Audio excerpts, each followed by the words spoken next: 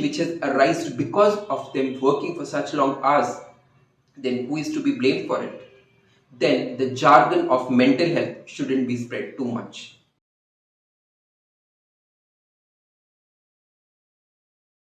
Hi, I'm Rajesh and welcome to another edition of Vlogging with Rajesh G. How are you guys doing today? I hope all of you are doing great and I hope it continues that way. A couple of days back, Narayana Murthy made a statement which actually created a furor in the corporate world because he made a statement that employees will have to work for 70 hours in a week. And after that statement, his wife, author and philanthropist Sudha Murthy, came out with a statement that, my husband, that is Mr. Narayana Murthy, had worked for so many hours at Infosys, the company founded by him, as a result of which he reached the pinnacle of success where he is. And let me tell you, Infosys is one of the leading IT companies in Bangalore. So, if an employee is working for 70 hours in a week, let's just understand how many hours they will have to put it on a daily basis. So, if an organization works for 5 days a week, in that case, employees will have to punch in 14 hours daily. In case an organization works for 6 days a week, in that case, the hours per day will be 11.6 hours. So let us just understand the implication of these 70 hours now. Because I have read so many articles and I decided to shoot my personal views on this particular topic because as an employee, I am at the receiving end. Overtime allowance is the first thing. See, currently the government of India has put up a standard that employees are supposed to work for these many stipulated hours. And if you're working more than those hours, then you are entitled for overtime allowance. So if employees are working for 12 to 14 hours, are they eligible for overtime allowance, or it will be part of their salary package? Because in that case, you are taking direct contradiction to the law of the land. Second is food and accommodation. So if I take the example of the Silicon Valley of India or the IT city of India, Bangalore, where people are spending 2 to 3 hours in traffic after the work hours. So let's take the example, after punching in 12 hours in office and you're spending another 3 hours to reach home, that is 15 hours, you will have very little time either for yourself or for your family.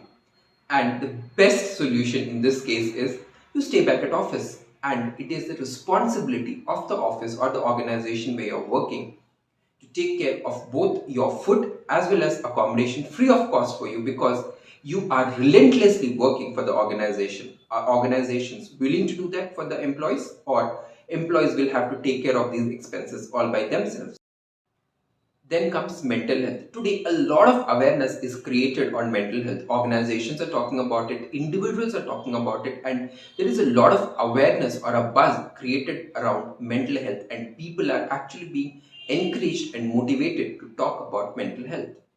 So, if employees are going to work for these many hours with no personal life, it will definitely take a toll on their mental health.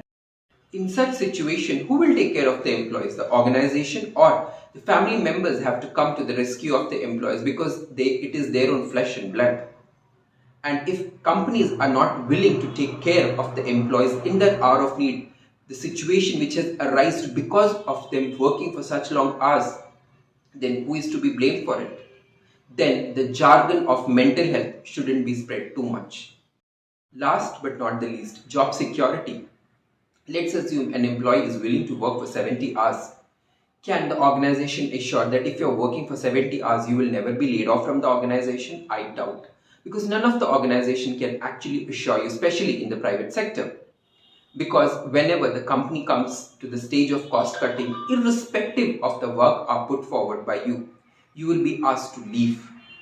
So what do you achieve by spending so much hours at work? It's a question which the employees as well as the employer have to think before taking the final call on 70 hours of work. Employees are human beings, and it's high time organizations start treating them as human beings and work for their well-being, because an organization can never succeed without the support of employees. You can build up very big factories, but if you have no laborers to work on those factories, the factories are worthless unless people are working and you're generating revenue out of it. Having said that, companies have come to know about the importance of human resource or the employees in an organization, as a result of which they have come forward with multiple ways, and the current trend of hybrid work model is one among them, where people can actually take care of both their professional as well as their personal life. And this particular trend has been brought in by the coronavirus. So I hope this video was informative for you. If that's the case, like the video, share the video, post your thoughts in the comment section, and don't forget to subscribe to my channel. So until my next video, bye bye, take care and spread the power of positivity around you.